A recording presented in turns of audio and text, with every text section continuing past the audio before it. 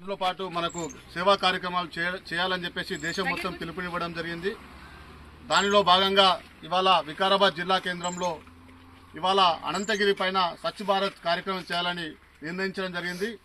ఇక్కడ పెద్దలు సదానందరెడ్డి గారి సంకల్పం తీసుకొని మమ్మల్ని అందరినీ మోటివేట్ చేస్తే ఇక్కడ వివిధ ఆర్గనైజేషన్లు యజ్ఞ ఫౌండేషన్ వారు కావచ్చు, రాణి రుద్రమ్మ గారి ఫౌండేషన్ కావచ్చు, అక్షర ఫౌండేషన్ గారు కావచ్చు, అలాగే వివిధ ఐటీ కంపెనీలో పనిచేసే సోదరులు కావచ్చు, అలాగే యువకులు పెద్ద ఎత్తున పాల్గొని ఇవాళ ఈ కార్యక్రమంలో పాల్గొని ఒక సమాజానికి ఒక పిలుపునివ్వడం జరిగింది.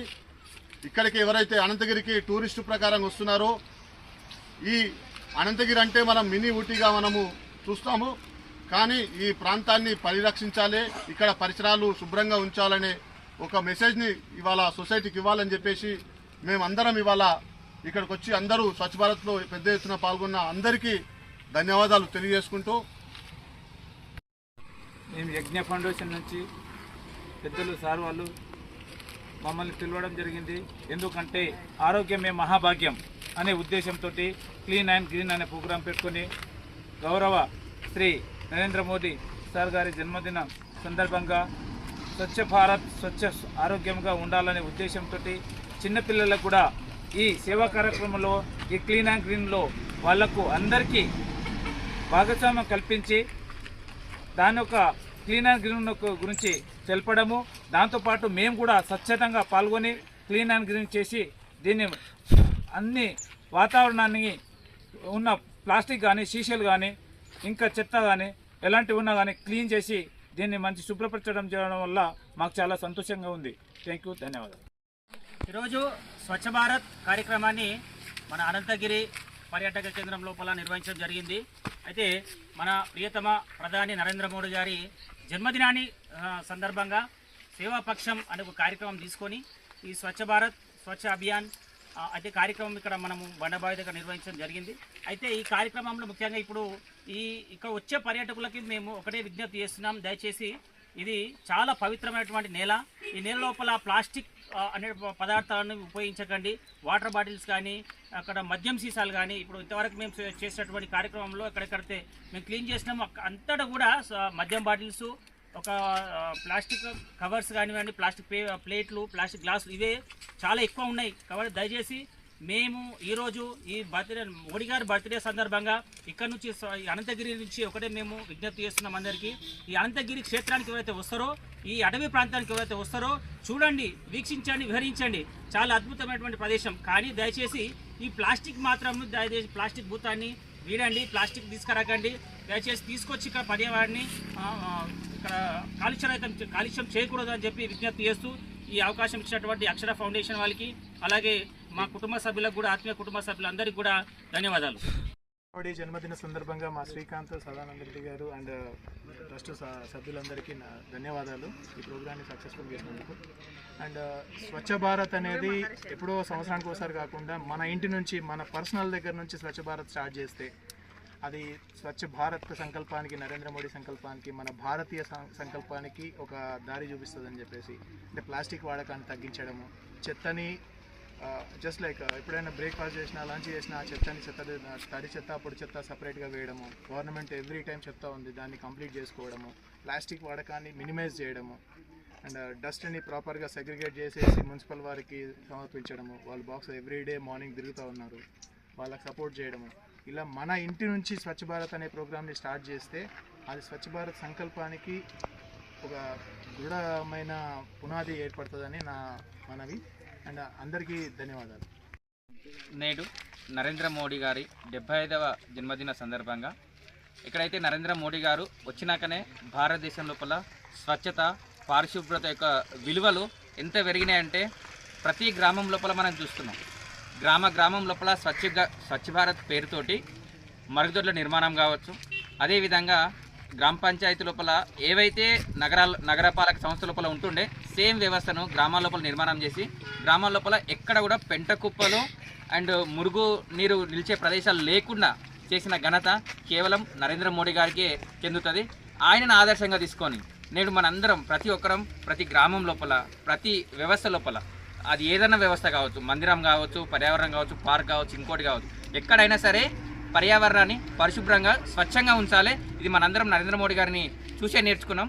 కాబట్టి ఇట్లాంటి యొక్క కార్యక్రమాలను అంటే స్వచ్ఛంగా ఉంచాలనే కార్యక్రమాలను విద్యార్థి దశలోనే అంటే పిల్లలు ఏవైతే చదువుకుంటున్నారు కదా, వివిధ దేశాల లోపల చూస్తే ఒక్కొక్క స్కూల్ లోపల ఒక్కో విధంగా చేస్తారు ఎవరి క్లాస్ రూమ్ వాళ్ళకి. కానీ నేడు మన దగ్గర ఏమైపోయిందంటే పిల్లలకి ఎవరికైనా బై మిస్టేక్లో క్లాస్ రూమ్ క్లీన్ చేపిస్తున్నాము అంటే పేరెంట్ లోపల ఒకటి ఉంటుంది, మేము ఫీజులు కడతలేమా, లేకపోతే ప్రభుత్వం లోపల సఫాయి కార్మికులు లేరా, వాళ్ళందరూ ఉండగా మా పిల్లలతో ఎందుకు సాఫ్ చేపిస్తున్నారు.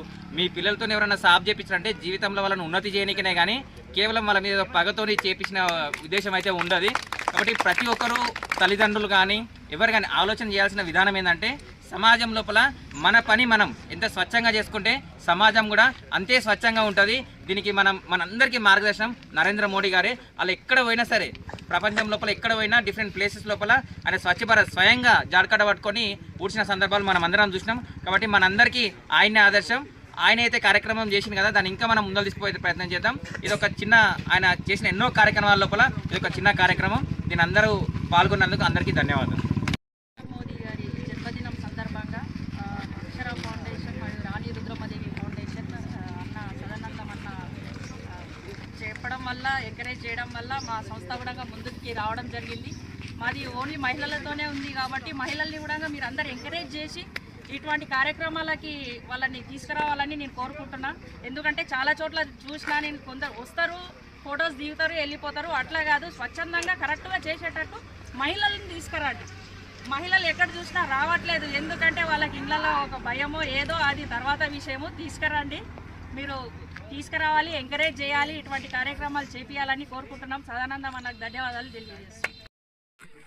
స్వచ్ఛ అనంతగిరి అనేటువంటి ఒక కార్యక్రమాన్ని తీసుకొని మన ప్రియతమ ప్రధాని నరేంద్ర మోడీ గారి పుట్టినరోజు సందర్భంగా ఈ వారోత్సవాలు ఏవైతే జరుగుతున్నాయో, స్వచ్ఛతా అభియాన్ కావచ్చు, మిగతా రక్తదాన శిబిరాలు కావచ్చు, సేవా కార్యక్రమాలు ఏవైతే జరుగుతున్నాయో ఆ కార్యక్రమాలను ముందుకు తీసుకెళ్తూ ఈరోజు ఈ కార్యక్రమం ఇక్కడ నిర్వహించడం జరిగింది. ముఖ్యంగా ఈ అటవీ ప్రాంతంలో పర్యాటకులు కానీ భక్తులు కానీ విచ్చేసి ఇక్కడ అనేక రకాలైనటువంటి ప్లాస్టిక్ వ్యర్థ పదార్థాలను వదిలి వెళ్తున్నారు. మీరందరూ కూడా గమనించాల్సిన విషయం ఏంటంటే ప్లాస్టిక్ వ్యర్థం అనేది కనీసము మినిమము 400 సంవత్సరాల నుంచి 1000 సంవత్సరాల వరకు భూమిలో అదే విధంగా ఉంటుంది. మనం ఇదే విధంగా ఈ చెత్తను, ఈ ప్లాస్టిక్ను ఈ భూమి మీద ఇలాగే వదిలేస్తే భూమి అంతర్పొరల లోపల ఈ ప్లాస్టిక్ అనేటువంటిది జమై భూమి లోపటికి నీరు పోకుండా ఉంటుంది. తద్వారా వరదలు వచ్చే అవకాశం ఉన్నది, మరియు నీటి ఎద్దడి ఏర్పడే అవకాశం కూడా వస్తుంది. కాబట్టి దయచేసి ఇక్కడికి విచ్చేసే పర్యాటకులు కానీ భక్తులు కానీ ఎక్కడ కూడా ప్లాస్టిక్ వ్యర్థాలను వదిలివేయకుండా, అన్ని వ్యర్థాలను తీసుకురాకుండా కొన్ని జాగ్రత్తలు పాటించి ప్లాస్టిక్ వ్యర్థాలను నిషేధించే విధంగా అనంతగిరి కొండలను కాపాడవలసిందిగా నేను ఈ సందర్భంగా విజ్ఞప్తి చేస్తూ, మీ అందరికీ తెలుసు ఇక్కడ ఉన్నటువంటి అడవిలో ఒక సుందర వనము అనేటువంటిది మనం అందరం చూస్తున్నాం. ఇక్కడ మద్యం సేవించి కానీ మిగతా తినుబండారాల వల్ల వేసే ప్లాస్టిక్ల వల్ల ఇక్కడ ఉన్నటువంటి చిన్న చిన్న జంతువులకు కూడా ఇబ్బందికరంగా మారింది. మనం తిని వ్యర్థ పదార్థాలు గుడిల పొడత కానీ ఇక్కడ కొనాలకు వేసినట్లయితే అన్ని జీవాలు కూడా వాటికి ఆశపడి వచ్చి మనం వేసిన వ్యర్థ పదార్థాలు తిని తద్వారా వాటి యొక్క ప్రాణహాని కూడా జరుగుతున్నది. అలాగే మనం ఇళ్ళ లోపల లేకుంటే మన పట్టణ ప్రాంతాల లోపల కూడా చెత్తను ఎక్కడ పడితే అక్కడ వేయడం వల్ల అక్కడ ఎలుకలు జమ కావడం, లేకపోతే ఇంకా ఈగలు కానీ అవి జమ కావడం, ఆ ఈగలు మన ఇళ్ళకి వచ్చి మన తినుబండారాలపైన వాలడం, తద్వారా రోగాలు రావడం, ఎలుకల కొరకు పాములు రావడం, ఇట్లా సహజంగా జరిగేటువంటిది. కాబట్టి ఇవన్నీ కూడా రోగకారకమైనటువంటి విషయాలు. కాబట్టి దయచేసి పర్యాటకులు కానీ మన వికారాబాద్ వాసులు కానీ అందరూ కూడా ఆలోచించాల్సినటువంటి విషయం. అలాగే భవిష్యత్తులో ఇక్కడ ఉన్నటువంటి ఈ చెత్తను ఇప్పుడు ఇచ్చినటువంటి 100-150 మంది మేము ఒక్కరం కూడా తొలగించలేము. ఒక 2-3 ఎకరాల ఏరియాలో మాత్రమే చెత్తను క్లియర్ చేయడం జరిగింది. ఈ వందల వేల ఎకరాలు ఉన్నటువంటి అనంతగిరి అడవి ప్రాంతంలో అనేక చోట్ల ఇక్కడ ప్లాస్టిక్ వ్యర్థాలు ఉన్నాయి.